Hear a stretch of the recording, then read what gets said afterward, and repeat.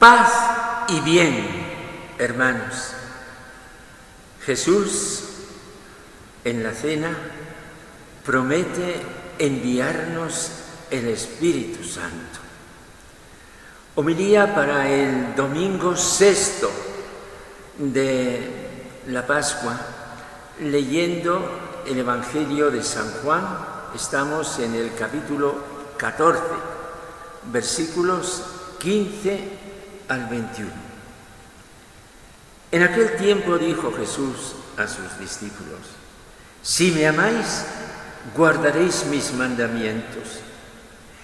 Y yo le pediré al Padre que os dé otro Paráclito que esté siempre con vosotros, el Espíritu de la verdad. El mundo no puede recibirlo, porque no lo ve ni lo conoce. Vosotros, en cambio, lo conocéis, porque mora con vosotros y está en vosotros. No os dejaré huérfanos, volveré a vosotros. Dentro de poco el mundo no me verá, pero vosotros me veréis y viviréis, porque yo sigo viviendo.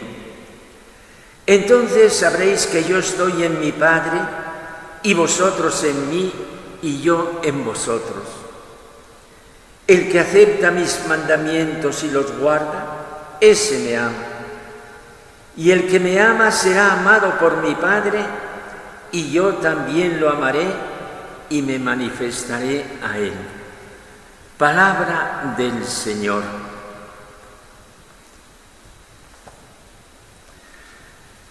Hermanos, en el Evangelio de hoy, Jesús habla de despedida. Estamos en el cenáculo. Los 3 domingos últimos de Pascua son evangelios de despedida. Jesús, ante la muerte que se le avecina, dice: yo sigo viviendo. Como sigue viviendo, va a seguir actuando.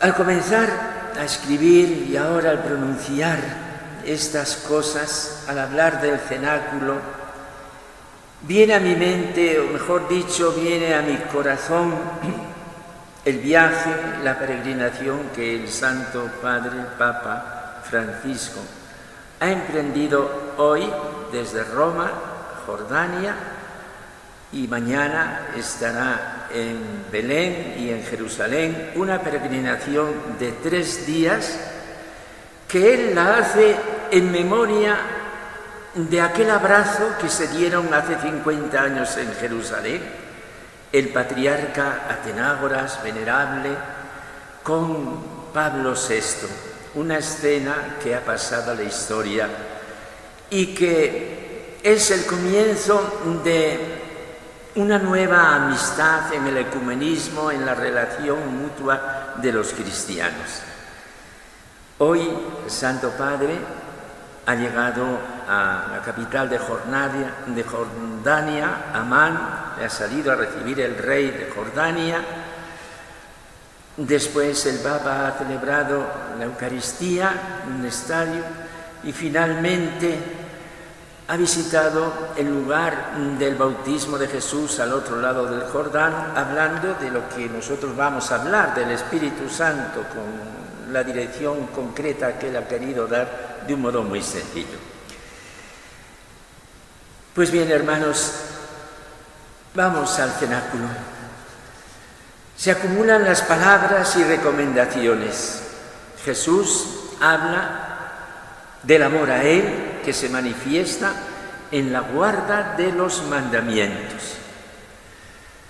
Nos habla del Espíritu que el Padre va a enviar a petición de Jesús, Espíritu de la verdad, a quien llama otro Consolador. Y el Papa decía muy clarito: Jesús es el Consolador, ahora va a venir otro Consolador, el Espíritu Santo. Nos habla del mundo que está fuera de estas realidades. Nos habla finalmente de la misteriosa unión que él tiene con el Padre. Muchas palabras que al fin tienen un eje común: Él, el Padre y nosotros. todos unidos en una comunidad que es más sólida que una entrañable familia.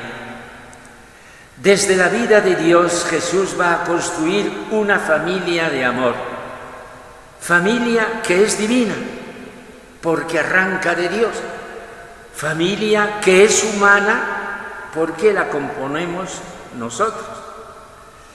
Vamos pues a apreciar este dicho soberano de Jesús, donde se muestra esta unidad no conocida anteriormente. Entonces sabréis que yo estoy en mi Padre y vosotros en mí y yo en vosotros. Jesús está en el Padre evidentemente está en Jesús. Estas expresiones simples nos llevan a una realidad absolutamente divina. ¿Quién puede hablar de la unión que existe del Padre en el Hijo y del Hijo en el Padre? Es el misterio de la Santísima Trinidad, misterio que siempre será misterio. Tres personas distintas y un solo Dios verdadero. El Padre es Dios, el Hijo es Dios, el Espíritu Santo es Dios. Y no son tres dioses distintos, sino un solo Dios verdadero. Misterio que tiene una prolongación divina cuando Jesús en la misma frase dice: y vosotros en mí y yo en vosotros. Esto es del todo sorprendente. Las mismas expresiones que usa para hablar de su relación con el Padre, las emplea para hablar de su relación con nosotros y recíprocamente de nosotros con Él. Al final del Evangelio de hoy escuchamos en este mismo estilo de lenguaje: y el que me ama será amado por mi Padre, y yo también lo amaré y me manifestaré a Él. Y estas cosas divinas Jesús las dice del modo más familiar, no solo por el tono de la conversación, sino también por el mismo contenido de los misterios que está explicando.